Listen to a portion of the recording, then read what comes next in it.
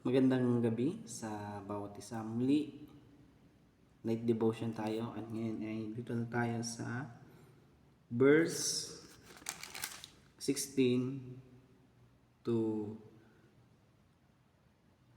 19 muna yung ating babasahin. Pero bago ang lahat, explain ko muna yung aking natutunan dito sa verse 11 hanggang 15 ng chapter 26 ng Isaias.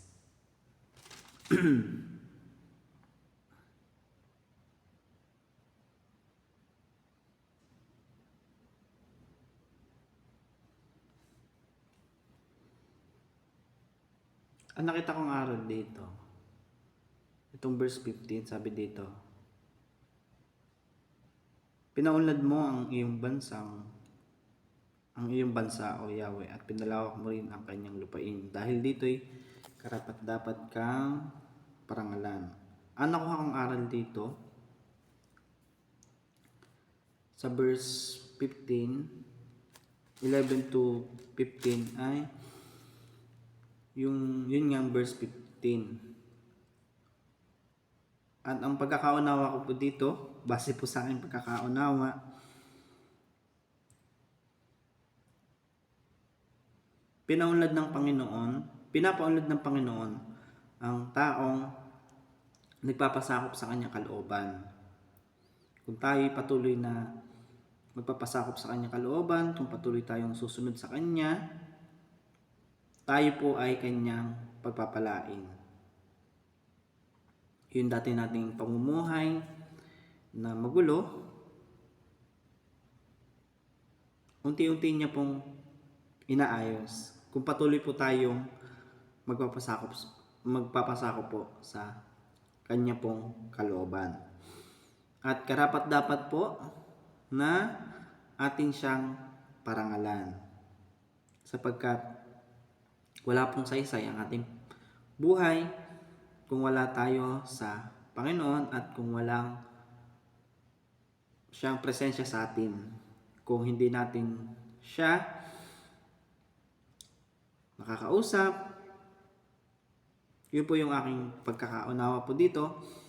At ang aral po na nakuha ko po dito, patuloy po tayo magpasakop upang tayo po ay patuloy na pagpalain. Kung patuloy po tayong uma-attend sa mga gawain sa church, kung patuloy po tayong nagiging kagamit-gamit sa church, tayo po ay nagpapasakop sa ating Panginoon. Yun po ay sana po ay naunawaan nyo po yung aking pong explanation patungkol po dito sa aking natutunan mula verse 11 hanggang 15. At ngayon po ay dito na po tayo sa verse 16 hanggang 19 po ang ating babasahin. At yun, umpisa na natin.